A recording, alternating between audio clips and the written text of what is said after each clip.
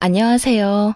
시댁 식구 챙기느라 제 가족은 나 몰라라 했던 남편 놈을 반품하고 눈에 넣어도 아프지 않은 예쁜 딸과 행복한 삶을 살고 있는 여자입니다. 자식까지 있는 상황에서 이혼을 결심하는 데까진 꽤나 긴 시간이 필요했는데요. 오랜 시간 긴 고민 끝에 결정한 이혼은 인생에서 가장 잘한 결정인 것 같아요. 물론 긴 시간 고민한 만큼 겁도 많이 나고 힘들기도 많이 힘들었지만요. 결혼 생활을 돌이켜보면 참 힘든 시간들이었거든요. 양가 집안은 저희를 도와줄 여유 따윈 없었고 그야말로 사랑 하나 가지고 한 결혼이었어요. 그나마 믿을 거라곤 젊음과 남편의 직장뿐이었는데 딸이 3살이 되던 해 남편의 회사가 어려워지며 남편은 결국 권고사직까지 당하게 되었죠. 참 막막했어요. 점점 돈 들어갈 곳은 많아지는데 제 취업은 여의찮았고 아무리 꿈을 꾸고 희망을 가져봐도 까마득한 앞날만이 기다리고 있는 기분이었거든요. 여보, 우리 장사해보는 건 어때? 장사? 갑자기 장사는 무슨? 애도 아직 어린데 장사를 같이 어떻게 해? 그냥 내가 빨리 회사 알아볼게. 요즘 취업이 하늘의 별 따기래. 그러지 말고 우리 조그마한 방 하나 딸린 상가 구해서 거기서 지내면서 식당이라도 하자. 내가 다른 건 몰라도 음식 하나는 잘하잖아. 이중으로 월세 나갈 일도 없고 애도 같이 보면서 할 수 있으니까. 지금보단 더 좋을 것 같은데 어떻게 생각해? 그런가? 듣고 보니 그것도 괜찮은 것 같네. 나 퇴직금 받은 것도 있고 이 집 보증금 빼고 대출 조금만 받으면 어떻게 가게는 얻을 수 있을 것 같긴 하다. 그런데 진짜 힘들 거야. 당신 괜찮겠어? 괜찮고 안 괜찮고가 어디 있어. 젊을 때 고생은 사서도 한다는데. 우리 힘들어도 열심히 살아보자. 우리 딸 먹고 싶은 거 하고 싶은 거 돈 걱정하지 말고 다 해줄 수 있게.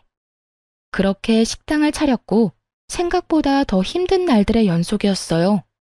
기껏 마련한 재료를 다 버리는 날도 수두룩했고 진상 손님이 오는 날이면 때려치고 싶은 생각도 굴뚝 같았죠. 그런 날들이 쌓이고 쌓여 경험이 되고 점차 단골 손님이 생겨난다 싶더니 입소문이 나더라고요. 그렇게 6년, 앞만 보고 달려왔더니 어느새 대박난 식당이 되었네요. 고생스러운 세월을 보낸 보상을 받듯 더는 먹고 사는 건 문제가 되지 않았죠. 딸이 하고 싶다는 건 걱정 없이 해줄 수 있는 형편이 된 거예요. 그런데 형편이 나아지니 다른 곳에서 문제가 생기더라고요. 그건 바로 시댁과 남편이었어요. 정말 힘들어서 돈 10만 원이 아쉬웠던 시절엔 저희에게 1,000원짜리 한 장 줄 수 없다며 딱 자르던 시댁이었는데 어느 순간부터 돈을 야금야금 빼가고 있더라고요. 남편을 통해 말입니다. 여보, 당신 집에 무슨 용돈을 이렇게나 많이 드리는 거야. 이건 너무 과하잖아. 과하기는 나 장남이야. 이때까진 형편이 안 돼서 못 드렸지만 이제 우리도 먹고 살만 하잖아. 그런 걸로 치면 나도 장녀야. 그런데 난 이 정도로 많이 드리진 않는다고. 이때껏 못한 건 죄송하지만 용돈은 형편껏 해드려야 할 거 아니야. 우리가 이 돈 없으면 굶어 죽는 것도 아닌데 좀 적당해라. 남들 다 부모 호강시켜줄 때 나 몰라라 했던 게 한이 돼서 그래. 그러니까 당신이 조금만 이해해줘. 남편의 심정이 이해되지 않는 건 아니었어요. 장남이기도 했고 여유가 생겨 가족을 돕고 싶은 마음을 이해 못하는 것도 아니었고요. 그런데 시댁에 주는 용돈 금액이 점점 더 커지고 남편의 남동생, 즉 시동생이 장가를 갈 때 집을 사주는 모습을 보곤 이건 아니란 생각이 들더라고요. 언제까지 장사가 잘 되리라는 보장도 없는데 미래는 생각지도 않고 버는 족족 써버리니까요. 미래가 불안한 것도 있었지만 일할 맛도 나지 않더라고요. 시댁 식구 배를 불려주려고 일하는 건가 싶은 생각이 들었죠. 여보, 이번에 서방님 집 해준 거 우리도 무리였던 건 당신도 잘 알고 있지? 무리는 무슨, 그까짓 돈 또 벌면 되잖아. 그까짓 돈? 우리가 벌고 싶다고 하면 언제까지나 잘 벌 수 있대? 도대체 뭘 믿고 돈을 그렇게 쓰는 거야? 우리 딸 아직 어려. 대학도 가야 하고 시집도 보내야 하는데 이렇게 버는 대로 다 줘버리면 어쩌자는 거야? 아, 진짜 말 맞네. 그러면 하나뿐인 동생이 장가를 간다는데 우리처럼 월세살이 시켜? 우리도 이만큼 고생했으니 너도 그 정도 고생은 해라. 이러란 말이야? 아, 말을 말자 말을 말아. 여기까지만 해. 더는 도움 주지 말란 말이야. 지금까지 한 것만 해도 장남으로서 차고 넘치게 했다고. 나 진짜 앞으론 가만 안 있을 거야. 정말 진짜 진심이야. 알겠어? 그래, 알겠어. 아, 알겠다고. 잔소리 좀 그만해. 이젠 결혼할 동생도 더 없다고. 남편은 짜증 가득한 약속을 했고 한동안은 조용했어요. 그러는 와중에 제 여동생이 결혼을 하게 되었고 결혼 선물로 좋은 침대를 사주고 싶더라고요. 어릴 때부터 동생이 좋은 침대를 가지고 싶다고 했었거든요. 그래서 침대를 알아보기 시작했는데 남편이 어떻게 알았는지 화를 내더라고요. 당신 처제 결혼 선물로 침대 사주려고 그래? 왜? 왜? 몰라서 물어? 침대가 얼마나 비싼데 그런 걸 결혼 선물로 한다는 거야? 당신 정신이 있어 없어? 기가 막히더라고요. 본인은 지 동생 결혼 선물로 집 사는 데 쓰라며 거금을 보태준 건 기억에서 아예 지워버린 듯 했죠. 그러고선 뻔뻔스럽게도 고작 침대로 화를 내더군요. 거기에다 그간 남편이 시댁에 쓴 돈이 얼만데 왜 저딴 핀잔을 들어야 하는지도 이해가 되지 않았고요. 당신은 당신 집에 간이고 쓸개도 다 빼주고 다니면서 난 내 동생 결혼 선물로 침대 하나 못 해줘? 아니, 아무리 그래도 침대는 아니지. 그냥 이불이나 좋은 거 사줘. 그러면 되지. 당신이 그렇게 좋은 거 막 해주면 처제도 부담스러워한다고. 말 같지도 않은 소리를 잘도 해대더라고요. 그래서 어떻게 했냐고요? 뭘 어떻게 했겠어요. 대꾸할 가치도 없는 말은 사뿐히 무시하고 가격대가 있는 침대를 선물했죠. 동생이 참 기뻐하더라고요. 그간 식당 일이 바쁠 때마다 와서 동생은 돈 한 푼 받지 않고 돕기도 했고 언니로서 뭐 하나 제대로 해준 것이 없어 마음이 불편했거든요. 동생이 그다지도 기뻐하는 모습을 보니 뿌듯한 기분이었어요. 동생에게 침대를 선물한 사실은 당연히 남편의 귀에도 들어갔고 또 당연하다시피 시댁에서도 알게 됐더라고요. 너 그게 사실이니? 네 동생 결혼하는데 비싼 침대 선물했다는 거. 네, 사실인데 무슨 문제라도 있나요? 무슨 문제? 그걸 몰라서 물어? 침대 비싼 거는 한두 푼도 아닐 텐데 그렇게 굳이 왜 침대를 선물해? 그냥 좋은 이불 세트면 되지. 그렇게 헤프게 낭비하면 돈을 어떻게 모으니? 동생에게 침대를 사준 것으로 둘이 얼마나 긴 토론을 해댔는지 남편의 말과 토씨 하나 틀리지 않고 읊어대는 시모의 말을 듣는데 이대로는 안 되겠다 싶더라고요. 이때껏 돈은 돈대로 쓰면서도 생색 한 번 내지 않았더니 그래서 이토록 당당한가 하는 생각이 들기도 했고요. 어머님, 저 이번에 동생한테 돈 쓴 거 처음이에요. 아범은 사방님 결혼할 때 집 사는데 보태라며 큰돈 턱턱 내놨잖아요. 그것뿐인가요? 시댁에 돈 필요할 때마다 아범한테 받아간 거 다 알고 있어요. 재작년에 이사도 아범이 시켜줬고요. 제가 제 동생한테 고작 침대 하나 사준 게 그리도 싫으시면 환불할게요. 대신 이때껏 아범한테 받아간 거 다 돌려주세요. 그러면 저도 침대 환불하고 동생한테는 이불로 다시 사줄 테니까요. 이렇게까지 강하게 나올 거라 생각하지 못했는지 시모는 조금 당황한 듯 했지만 물러서진 않더라고요. 뭐야? 너 지금 나 협박하니? 협박이라뇨? 정당한 요구인데요. 돈은 아범이나 저나 같은 시간 같은 고생해서 버는데 쓰는 건 아범이랑 시댁에서 다 쓰잖아요. 저희가 돈 못 모은 건 다 시댁 때문이라고요. 시댁이랑 친정이랑 똑같니? 어디 비교할 게 없어서 시댁이랑 친정을 비교하는 거야? 우리 아들이야. 장가가도 우리 집사람이지만 네 동생은 시집 가면 그만인데 돈을 왜 써? 요즘 세상이 어떤 세상인데 그런 말씀을 하세요? 하여튼 전 동생한테 침대 정도는 꼭 해줄 생각이니까 정 제가 친정에 뭘 하는 게 싫으면 아까 말했다시피 이때껏 아범한테 받은 거 다 돌려주세요. 그러면 침대도 환불하고 친정에 돈도 안 쓸게요. 너 진짜 이딴 식으로 나올 거야? 네, 저 이제 이딴 식으로 굴려고요. 그러니까 더는 제가 번 돈으로 뭘 하든 상관하지 마세요.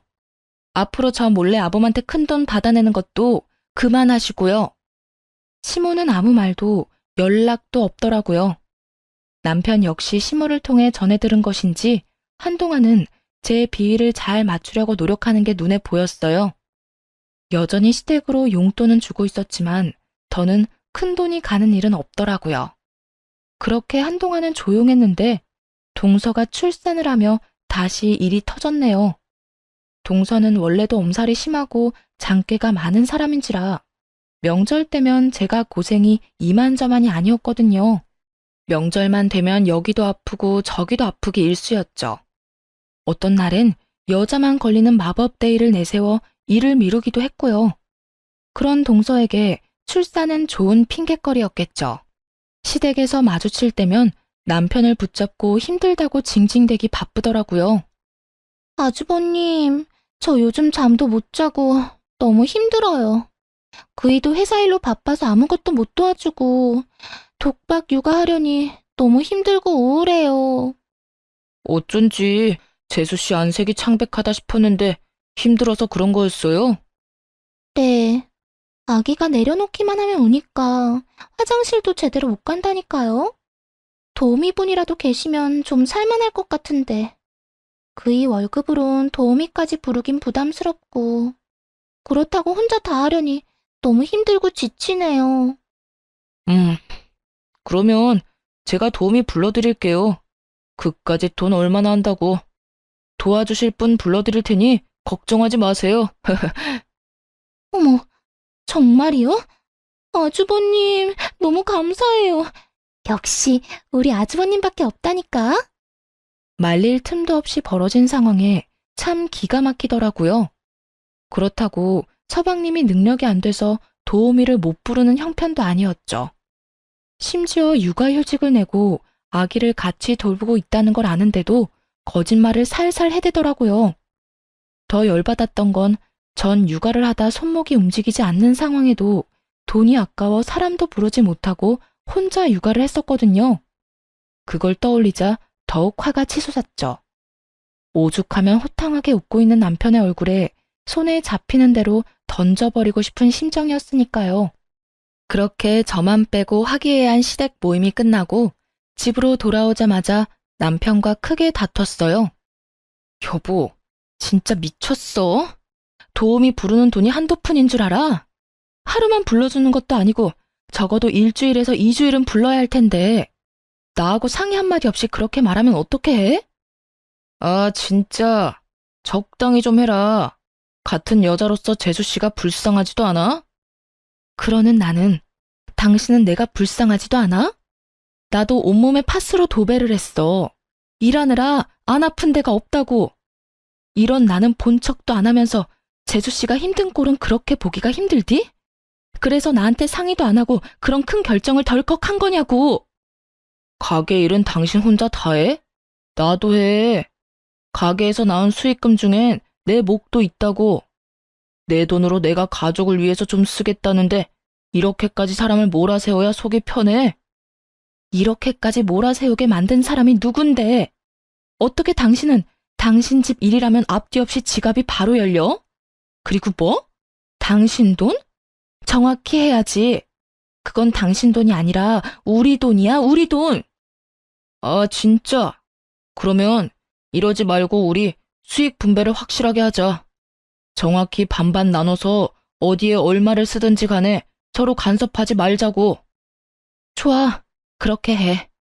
나도 버는 사람 따로 쓰는 사람 따로 있는 이 생활 불만 많았다고. 당신 집에 온 재산 다 털리고 후회나 하지 마. 지금이야 돈 있으니까 당신한테 최고라고 해주고 당신 치켜 세워주지. 당신한테 돈 떨어지는 순간 다 끝이야. 당신 식구들이 당신 도와주기나 할 것 같아? 우리 가족이 돈만 밝히는 당신 같은 줄 알아? 그리고 내가 왜 돈이 떨어져? 지금처럼 장사만 열심히 하면 돈 떨어질 일이 뭐가 있다고. 군말하지 말고 이제부터 딱 절반으로 나눠. 알겠어? 정말 목 끝까지 차오르던 말이었는데 남편이 먼저 해주는 것도 모자라 저리도 강하게 요구하니 고맙기까지 하더라고요. 다음 날부터 돈 관리를 따로 하기 시작했고 살림에 드는 돈도 정확히 반반씩 내서 생활비로 쓰기로 했죠. 이미 시댁에는 이런 일이 다 소문이 났는지 미운 털이 단단히 박힌 상태라 온갖 트집을 잡으며 저를 귀찮게 했지만 괜찮았어요. 돈으로 엮이지 않으니 확실히 스트레스가 줄었거든요. 트집 잡는 거야 반박하거나 말로 돌려주면 되니 그렇게까지 힘들지 않았고요. 하나마나한 공격인 거죠. 그렇게 각자 생활하며 나름 평온한 나날을 보냈어요. 눈에 넣어도 아프지 않은 딸이 무럭무럭 자라는 게 인생의 낙이었죠. 그런데 어느 날 밤 딸이 이상하더라고요. 왜인지 기운이 없어 보인다 싶더니 금세 온몸에 열이 오르기 시작했어요. 해열제를 먹여봤지만 열이 떨어지는 건 잠시뿐이었고 더는 지체하면 안 될 것 같은 상황이었어요. 긴박한 순간이 되자 그래도 아이의 아빠인 남편밖에 생각나는 사람이 없더군요. 그래서 늦은 시간까지 들어오지 않고 있던 남편에게 전화를 걸었어요. 왜? 여보, 어떻게 해? 내가 열이 펄펄 끓어. 약을 먹여. 집에 약 있잖아. 먹였는데도 열이 안 떨어져. 어딘데? 병원에 가게 빨리 좀 와. 나 지금 못 가. 승철이랑 재수씨랑 오랜만에 데이트 좀 하라고 방금 내보냈단 말이야. 내가 지금 가면 애는 누가 봐? 다른 사람도 아닌 딸이 아프다는데 조카를 봐야 하니 못 온다고 태연하게 말하는 남편의 말을 듣는데 기가 막혀 말이 안 나오더라고요. 그렇게 말문이 막혀 아무 말도 하지 않고 있는데 그 뒤로 이어진 남편의 말은 더욱더 가관이었습니다. 그리고 애가 아프면 119를 불러야지 왜 나한테 전화를 해? 심각한 거면 119 불러서 병원에 가고 좀 참을 만하다고 생각되면 택시 불러서 응급실을 가. 그러면 되잖아. 하여튼 난 바쁘니까 알아서 좀 해. 지금 그걸 말이라고 해? 애가 아파서 애 아빠한테 전화한 게 잘못이야? 아니, 당신 애가 아프다는데 이것보다 더 중요한 일이 세상에 어디 있어? 당신 진짜 애 아빠가 맞긴 해? 내가 틀린 말 했어? 애가 아프면 병원에 가야지. 애 아빠가 간다고 애가 괜찮아져? 별것도 아닌 걸로 사람 귀찮게 좀 하지 마. 별것도 아닌 거? 당신 진짜 그렇게 생각하는 거야? 됐어. 또 시댁 일에 눈 뒤집혀서 정작 지 가족은 눈에도 안 보이는 거겠지. 또 무슨 말을 그렇게 해.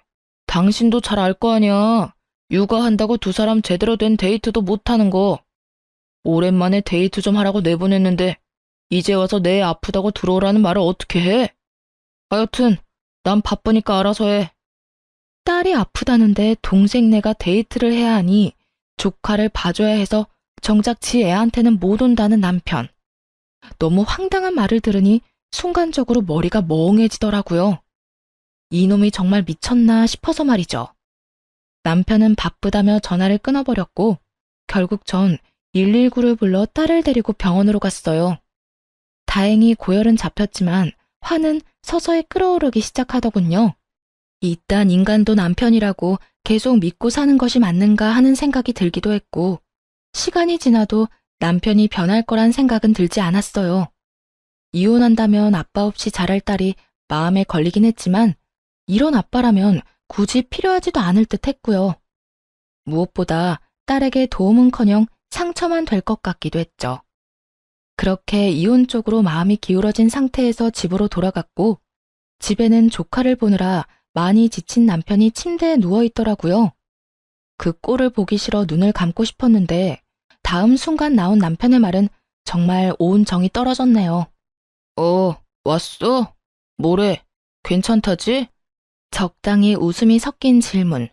정이 떨어지는 것은 물론이고 겨우 가라앉힌 화가 다시 확 오르더라고요. 지금 웃음이 나와? 당신이 그러고도 아빠야? 애 걱정은 전혀 안 해? 걱정하면 뭐가 달라져? 그리고 괜찮으니까 집에도 온 거 아니야. 피곤하면 잠을 자. 괜히 나한테 짜증내지 말고 말이야. 내가 지금 피곤해서 당신한테 짜증내는 줄 알아? 당신이 하는 행동이 화가 나서 이러는 거야. 애가 아프다는데 한다는 말이 119를 부르라고? 누군 119 부를 줄 몰라서 당신한테 연락한 줄 아냐고. 그래도 당신이 우리 딸 아빠니까 연락한 거였지. 나도 무섭고 걱정되니까 그런 순간에 당신하고 함께 있고 싶어서 그래서 연락한 거였다고. 그만 좀 해라. 애만 멀쩡하면 된 거지. 별것도 아닌 걸로 성질 좀 내지 마. 우리 딸한텐 당신이 있었고 그때 조카한테 나뿐이었으니까 어쩔 수 없는 상황이었잖아. 가족끼리 서로 돕고 살면 좋은 거지. 언제까지 그렇게 따지고 둘 거야? 입에 발린 말이라도 미안하다. 나도 어쩔 수 없는 상황이었다. 다음부턴 우리 가족을 우선으로 하겠다 등의 말이 나올 줄 알았어요. 조금이라도 미안해하는 기색이었다면 그토록 화가 나진 않았을 텐데요. 남편은 도리어 큰 소리를 내며 저를 예민하고 트집이나 잡는 사람으로 몰아가더군요. 그 순간 분명해졌네요. 이 남자에게 가족은 나와 딸이 아니라 시댁 식구들 뿐이라는 사실을요. 그런 생각이 들고 나자 이혼해야겠다는 확신이 더 분명해졌고 결단을 내렸죠. 일단 저와 딸의 공간에서 남편 놈을 내쫓기로 했어요. 당신은 당신 가족만 챙기니까 문제라는 거야. 결혼하고 당신이 최우선으로 챙겨야 할 가족은 나랑 우리 딸이라고. 시댁이 아니라 우리가 1순위가 되어야지 왜 늘 다른 사람이 1순위야? 난 우리를 2순위로 여기는 가장은 필요 없으니까 계속 그런 식으로 다른 사람부터 챙기려거든. 거기 가서 살아. 여기서 이러고 있지 말고. 뭐? 지금 나보고 나가라는 거야? 나가라면 누가 겁낼 줄 아나? 나도 마주치면 싸우기만 하는 이 집구석 들어오기 싫었다고. 제발 들어와 달라고 연락이나 하지 마. 걱정하지 마. 하늘이 두 쪽이 나도 당신 같은 인간한테 연락하는 일은 없을 테니까. 화를 내더니 그 길로 남편은 집을 나가버렸고 바로 이혼 준비를 하기 시작했죠. 이혼을 준비하며 알아보니 생각보다도 더 많은 돈이 시댁으로 흘러들어갔더라고요. 결혼한 지 2년밖에 되지 않은 동서에게 들어간 돈도 꽤 많았고요. 당연하다면 당연하게도 차용증 한 장 없이 말입니다. 돈 관리를 따로 하기 시작한 시점부턴 거의 돈을 물 쓰듯 썼더군요. 힘들었던 시절은 생각지도 않고 피땀 흘려 번 돈으로 시댁 식구들만 챙기는 남편의 행동은 이혼 사유로 충분했죠. 물론 이혼을 결심하며 딸이 걱정스러운 건 있었어요. 그런데 딸아이 역시 남편에게 실망을 많이 했더라고요. 엄마, 그냥 아빠랑 이혼해. 아빠한텐 우리가 항상 2등이잖아. 난 이제 그런 아빠 필요 없어. 어? 우리 딸 아빠한테 화 많이 났구나? 화가 난 게 아니라 아무 감정도 없는 거야. 아빠랑 뭘 해본 기억도 없고 웃으면서 이야기 나눈 기억도 거의 없어. 그런 아빠한테 무슨 화가 나겠어? 그러니까 엄마도 내 걱정하지 말고 이혼하고 싶으면 그냥 이혼해도 된다고 말해주고 싶었어. 우리 반에도 이혼한 애들 꽤 있으니까 이상한 걱정하지 말고. 혹시나 이혼이라는 선택이 딸에겐 상처만 되는 이기적인 선택이진 않을까 고민했었는데 딸에게서 이런 말을 들으니 옳은 선택이었다 싶었어요. 어린 딸에게 이런 말까지 나오게 한 남편에게 정말 분노하기도 했고요. 이혼은 순탄하지 않았어요. 남편이 이혼을 거부한 것은 아니었지만 위자료를 주지 않으려 갖은 애를 썼거든요. 시댁엔 큰 돈을 아무렇지 않게 턱턱 내놓더니 저에겐 한 푼이라도 아껴보려 하는 모습을 보며 이혼을 결심하길 잘했다는 생각을 다시금 했네요. 양육권은 두말할 것 없이 제가 가져오게 되었고 위자료 역시 생각보다 더 큰 금액을 받게 되었어요. 집은 제 명의였고 가게는 남편 명의였기에 이혼을 하자마자 용달차를 불러 남편의 짐을 동선의 집으로 보내버렸어요. 짐을 받은 동선은 전화를 해서는 개거품을 물기 시작하더라고요. 형님 진짜 미쳤어요? 이 짐을 왜 저한테다 보내세요? 왜? 내 전남편이 매일같이 그 집에 가 있길래 거기가 내 전남편 집인 줄 알았는데? 그걸 지금 말이라고 해요? 얼른 다시 가지고 가세요. 그렇지 않아도 하루가 멀다고 찾아와서 귀찮아 죽겠는데 짐까지 우리 집에 있는 거 알면 여기서 살다시피 할 거 아니에요. 그까지 돈 좀 줬다고 빈대라도 붙을 생각이야 뭐야? 하여튼 눈치가 없어도 너무 없다니까. 가라고 눈치를 줘도 알아먹지를 못해요. 전 그런 눈치 없는 아주버님 데리고 살 생각 전혀 없으니까 얼른 짐 다시 가지고 가세요. 난 이미 동서한테 다 보냈고 내 손은 다 떠나갔으니까 정 싫으면 동서가 어머님 댁으로 보내든 다 태워버려버리든 알아서 해. 나한테 이런 연락하지 말고. 이제 우리 엄연히 남남인 거 몰라? 눈치 없는 동선의 아주버님, 이제 나하고 아무 사이도 아니고 동서 가족이니까 알아서 잘 챙겨 살아. 늘 그랬던 것처럼 말이야.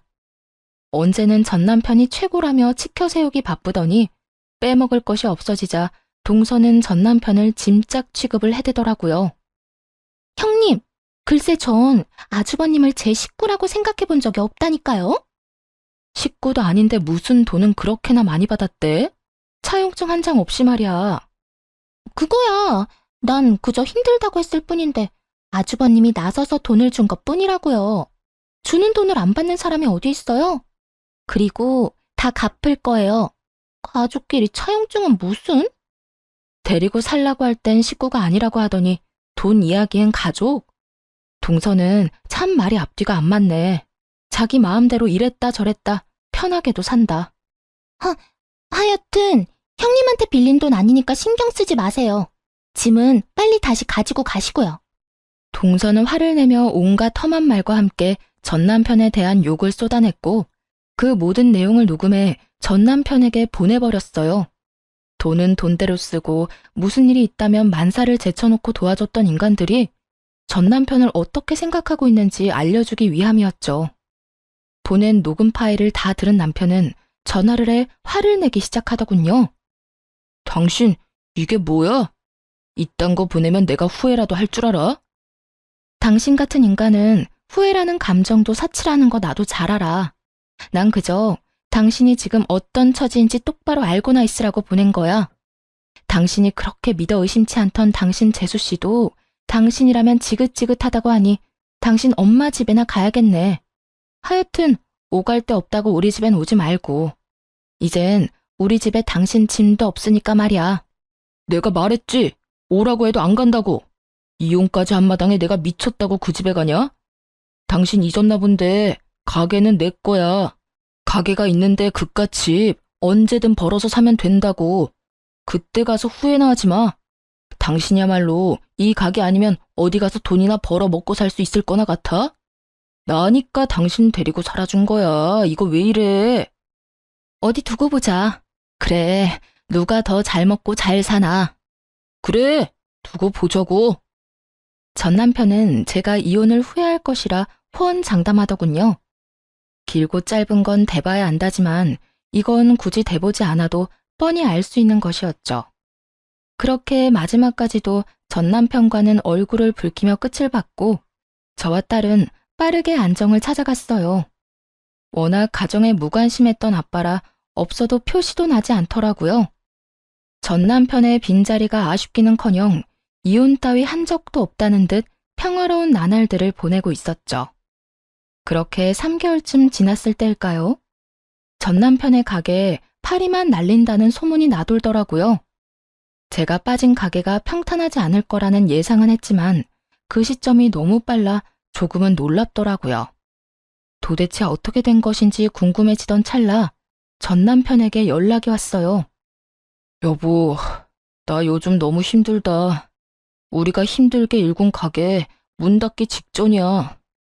그래, 망해간다는 소문이 여기까지 들리더라. 말아먹을 건 알고 있었지만 3개월은 너무 빠르지 않아? 어떻게 6년 동안 일군 가게를 3개월 만에 말아먹을 수가 있어? 그게 우리 이혼하고 난 뒤에 일손이 부족해서 우리 가족한테 일 좀 도와달라고 부탁했었거든. 그런데 아무도 안 도와주는 거야. 엄마는 온몸이 아프다고 그러더니 쇼핑이나 다니고 동생이랑 재수씨는 아기 핑계대고 여행 다니더라.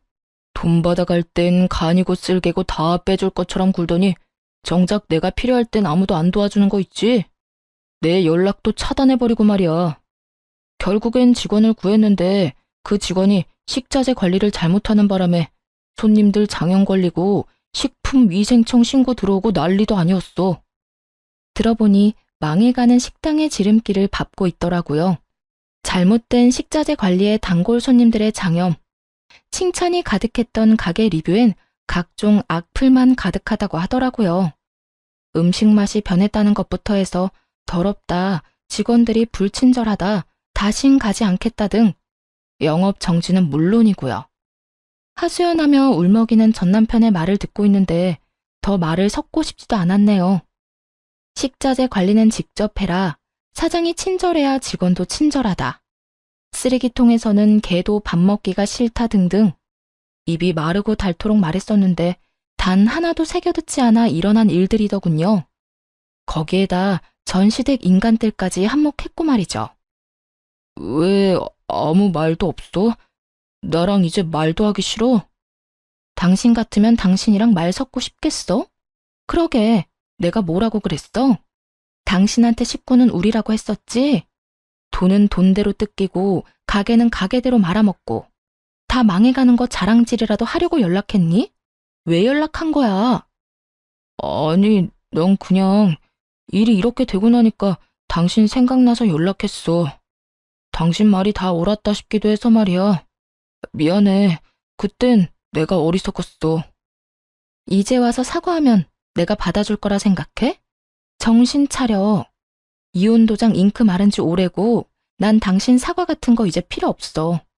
정 나한테 속죄하고 싶으면 다신 연락을 하지 마. 난 그거면 충분하니까. 그렇게 다신 연락도 하지 말라는 말과 함께 전화를 끊어버렸어요. 그 후 결국 가게 문을 닫았다는 소식이 들려오더라고요. 전 시댁 인간들에게 돈을 다 뜯겨버린 전 남편은 직원들 줄 월급도 없어 권리금도 없이 가게를 내놓았다는 이야기도 들을 수 있었고요. 관리만 잘해서 넘겼으면 권리금이 꽤 됐을 텐데 말이에요. 제 젊은 시절을 갈아 넣은 걸 생각하면 서글프긴 했지만 다 자업자득이다 싶으며 속이 다 시원하더군요. 그렇게 다신 소식을 들을 일도 만날 일도 없을 거라 생각했는데 전 남편이 글쎄 딸을 찾아왔더라고요. 전 시댁엔 아무리 도움을 구해봐도 연락조차 되지 않고 그렇다고 저를 찾아오자니 얻는 거 없이 욕만 먹을 것 같았나 보죠. 전 남편이 나름대로 잔머리를 쓴 것이었죠. 딸에게 아빠가 학교 앞으로 찾아왔다는 이야기를 듣고 불이 나게 달려갔더니 거짓골을 한 전 남편이 딸아이를 붙잡고 있더라고요. 우리 딸, 아빠 안 보고 싶었어? 어떻게 아빠한테 연락 한 통이 없어? 아빠 조금 서운하더라. 전 남편의 물음에도 딸은 눈도 마주치지 않은 채 아무 말도 하지 않고 있더라고요. 그 모습을 보는데 정말이지 딸만 아니었다면 욕이라도 시원하게 해주고 싶은 심정이었어요. 당신, 여기가 어디라고 와? 당신 왔어? 나야 우리 딸 보고 싶어서 왔지. 내가 못 올 때 온 것도 아니고 뭘 그렇게까지 화를 내. 남들이 보면 오해하겠다. 화를 안 내게 생겼어? 이때까지 연락 한 통 없다가 갑자기 찾아와서 보고 싶었다고 하면 우리가 받아줘야 해? 당신은 예나 지금이나 왜 이렇게 뻔뻔해? 당신 지금 오해하고 있는가 본데 나 그냥 막 찾아온 거 아니야. 나도 참다가 우리 딸이 너무 보고 싶어서 고민하다가 찾아온 거라고. 아빠가 딸 보고 싶은 건 당연한 거 아니야? 그 당연히 보고 싶은 마음이 너무 늦었다고 생각 안 해? 우리 이혼한 지 1년이야. 1년 동안 단 한 번도 보고 싶단 연락도 없었으면서 이제 와서 찾아온 이유가 뭐야? 이유는 무슨, 정말 보고 싶어서 왔다니까. 온 김에 우리 딸이랑 맛있는 것도 먹고 집에서 시간도 같이 보내고 하면 좋잖아. 전 남편은 능청스럽게도 상황을 모면하려 애쓰더라고요. 그런 전 남편의 모습에 기가 막혀 말문이 막혀 있는데 딸이 제 손을 잡더니 전 남편을 향해 이렇게 말하더라고요. 아빠, 이제 나 찾아오지 마. 난 아빠 안 보고 싶어. 딸의 말을 들은 전 남편은 적잖게 당황했는지 눈을 동그랗게 뜨고 딸에게 되묻더라고요. 그리곤 화가 많이 난 딸이 투정이나 부린다고 생각한 듯 장난스럽게 딸의 화를 풀어주려 애쓰더군요. 뭐라고? 아, 우리 딸 아빠한테 화 많이 났구나. 아빠가 미안해.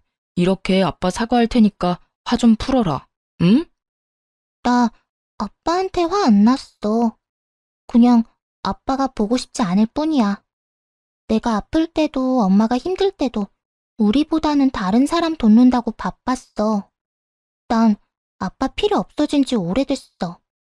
그러니까 원래 하던 대로 우리한테 찾아오지 말고 혼자 살아.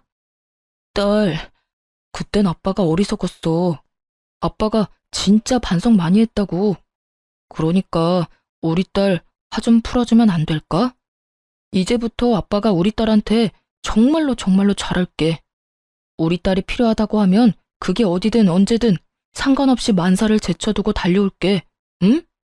필요 없으니까 아빠는 아빠가 사랑하는 가족들이랑 잘 살아. 난 엄마만 있으면 되니까. 딸의 말을 들은 전 남편은 눈물을 줄줄 흘리더라고요. 단호해도 너무나도 단호한 딸의 태도에 아무 말도 못한 채 말이죠.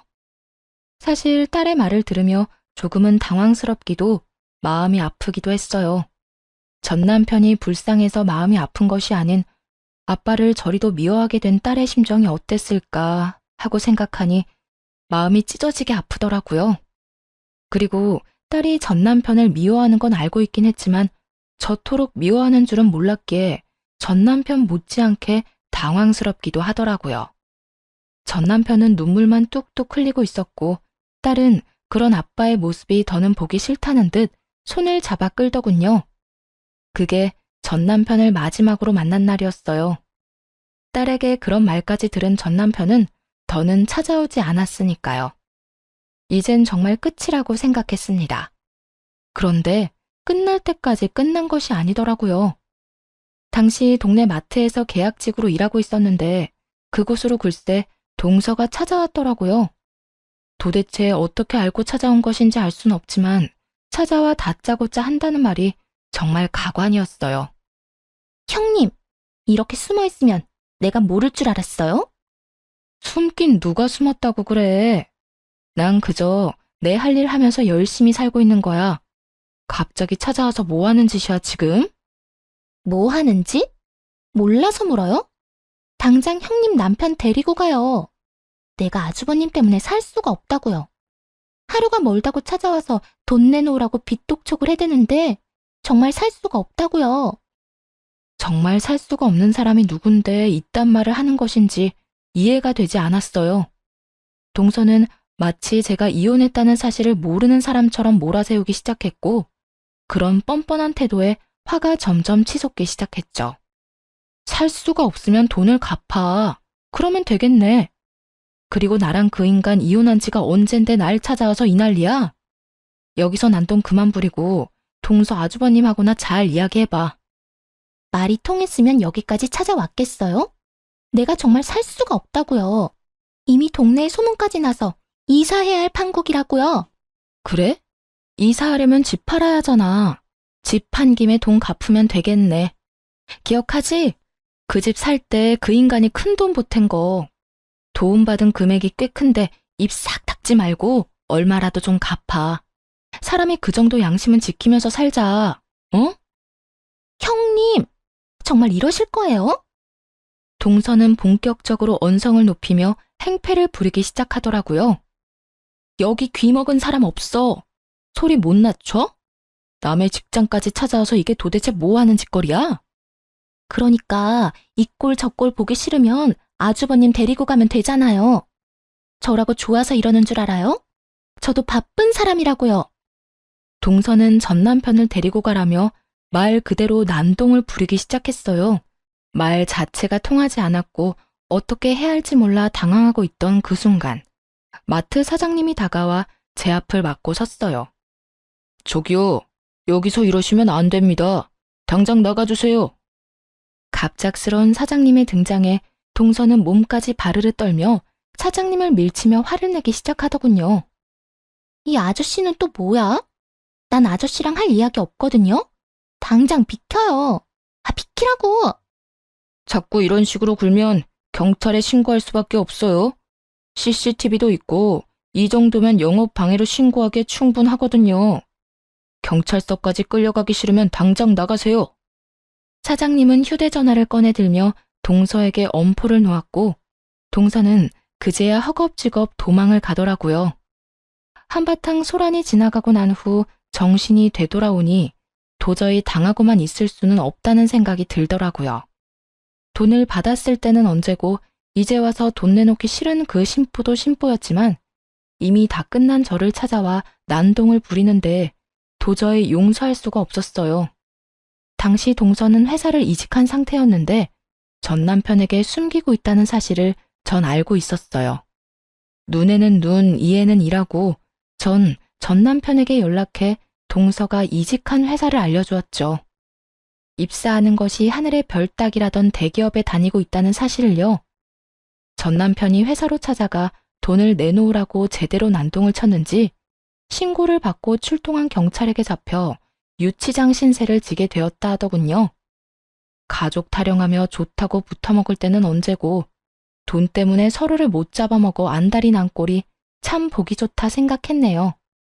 전 남편이 유치장 신세를 지고 있다는 이야기를 듣고 난 후 동서에게서 연락이 왔더라고요. 사람 하나 살리는 셈치고 좀 도와달라고요. 형님, 저 좀 살려주세요. 제발요. 다짜고짜 이게 무슨 소리야? 사실은 저요, 돈이 없어요. 아주버님 돈을 갚고 싶어도 돈이 없다고요. 말이 되는 소리를 좀 해. 대기업 월급이 얼만데 돈이 없다고 하면 누가 믿어? 그게요, 다 썼어요. 이것저것 좀 사느라. 들어보니 평소에도 사치가 심하던 동서는 전 남편에게 빌린 돈은 물론 월급까지도 물 쓰듯 쓰고 다녔더라고요. 전 남편이 저와 이혼할 것도 가게가 저리 망해버릴 것도 예상하지 못한 채 말이죠. 거기다 전 남편이 찾아와 제대로 회사를 엎어준 덕에 회사까지 잘렸다며 하소연하기 시작하더군요. 거기다 아주버님 때문에 회사까지 잘렸다고요. 이제 정말 돈 나올 구멍이 없어요. 돈이 없으면 없는 거지. 왜 나한테 이 난리를 부리는 거야? 동서 남편 있잖아. 동서 남편한테 말해. 엄한 사람한테 하소연하지 말고. 저희 남편도 요즘 힘들어요. 그래서 말인데 형님이 돈 좀 빌려주시면 안 될까요? 차용증 쓰라고 하면 쓸게요. 저 좀 살려주세요. 제발요. 내 돈으로 내 전 남편 돈을 갚겠다. 이 뜻이네? 동서 진짜 양심도 없구나. 어떻게 나한테 그 돈을 빌려달라고 할 수가 있어? 저도 오죽 급했으면 이러겠어요? 아주버님 목소리만 들어도 이젠 지긋지긋한데 돈은 없고 형님은 이혼하면서 받은 위자료랑 집 있잖아요. 그러지 말고 돈 좀 빌려주세요. 돈을 빌리는 사람이 어찌나 당당한지 누가 들으면 맡겨놓은 돈이라도 있는 건 줄 알겠더라고요. 착각을 해도 아주 큰 착각을 하고 있는 동서에게 확실하게 현실을 깨우치게 해주었어요. 정신 차려. 그 돈이 있다고 해도 동서한테 빌려줄 일은 없어. 그러니까 다신 나한테 연락도 하지 말고 찾아오지도 마. 내가 동서 해주니까 우리가 아직도 가족인 것 같아? 그저 그쪽 저쪽이라 하기 못해서 불러주는 거니까 착각하지 마. 알겠어? 그리고 다시 나한테 피해주잖아? 동서도 내 전 남편이랑 나란히 유치장 신세 지게 해줄 테니까. 유치장은 가고 싶지 않았는지 더는 연락이 온다거나 찾아오는 일은 없더라고요. 그렇게 돈 나오던 방망이가 사라진 후 돈을 물 쓰듯이 쓰던 전 시댁 식구들은 빠르게 무너져 내렸어요. 동선에는 사업을 하다 제대로 망해버려 좁은 단칸방으로 이사를 갔다고 하고 전 시댁은 그런 동선애를 도와주다 함께 망해버렸다고 하고요. 능력도 없는 것들이 돈만 믿고 설치다 집안 하나 잘 말아먹었다 했네요. 그 후 전 시댁과의 소식이 완전히 끊겨버리고 잘 지내고 있습니다. 여전히 마트에서 일하며 딸과 함께 행복한 나날들을 보내고 있는 중이에요. 무엇보다 사장님이 저와 딸을 잘 챙겨주셔 몸도 마음도 편한 요즘이에요. 딸아이도 마트 사장님을 무척이나 좋아하는데요. 운동회를 앞둔 어느 날 딸이 이런 말을 하더라고요. 엄마, 마트 사장님, 나 운동회 할 때 엄마랑 같이 오면 안 돼? 엄마 혼자 오는 것보다 사장님도 같이 오면 나도 좋고 엄마도 좋을 것 같아. 사장님이랑? 그건 좀 힘들 수도 있을 것 같은데. 아무래도 사장님이 부담스러울 수도 있을 것 같아. 아니야. 저번에 운동회 이야기하니까 꼭 오고 싶다고 했어. 그러니까 엄마가 한번 물어나 봐봐. 아마 꼭 오고 싶다고 할걸? 평소 사장님과 장단이 잘 맞아 친하게 지내던 터라 딸이 함께하고파 하는 마음을 이해하지 못하는 건 아니었지만 조금은 조심스럽더라고요. 그래도 딸이 너무 기대를 하고 있던 터라 조심스럽게 사장님께 물어보았고 사장님은 흔쾌히 함께 하겠노라 말해주었어요. 정말 저도 가도 되나요? 그렇지 않아도 꼭 가보고 싶었는데 초대해 주셔서 감사해요. 요즘도 도시락도 싸고 하나요? 그날 김밥은 제가 쌀 테니 그냥 몸만 오세요. 아셨죠? 결국 사장님과 함께 딸의 운동회에 참석하게 되었고 참 즐겁더라고요. 막상 전 남편과는 딸의 학교 행사에 참석해 본 적이 없는데 사장님과 함께 딸과 좋은 시간을 보내고 있으니 가족이 된 기분마저 들었어요. 그렇게 웃고 떠들며 즐거운 시간을 보내던 중 사장님이 이런 말을 하더라고요. 평생 일만 하느라 혼자 늙어 죽을 거라 생각했는데 덕분에 이런 것도 와보고 호강하네요. 아니에요. 사장님 덕분에 저희가 더 즐거운걸요. 우리 딸 저렇게 즐거워하는 거 정말 오랜만이에요. 감사해요. 곤란한 부탁일 수도 있는데 흔쾌히 와주셔서요. 저 진짜 오고 싶었다니까요. 막상 와보니까 오길 정말 잘했다 싶어요. 가족이란 이런 거구나 싶기도 하고 이대로 한 가족이면 정말 좋겠다 싶기도 하고요. 어때요? 이렇게 가족이 되면 정말 행복할 것 같지 않아요? 나만 그래요? 네? 행복할 것 같네요. 순간 너무 당황하여 대충 대답하긴 했지만 되뇌면 되낼수록 혼란스럽더라고요. 이건 고백인가 해서요. 아무래도 저는 이혼녀에다 딸이 있는 입장이라 항상 모든 것이 조심스러워 사장님의 말에 어떻게 대해야 할지 고민스러운 요즘입니다. 여러분의 생각은 어떠신가요? 이건 고백일까요? 그저 분위기에 취해 던져본 말일까요? 긴 사연 함께 해주셔서 감사합니다.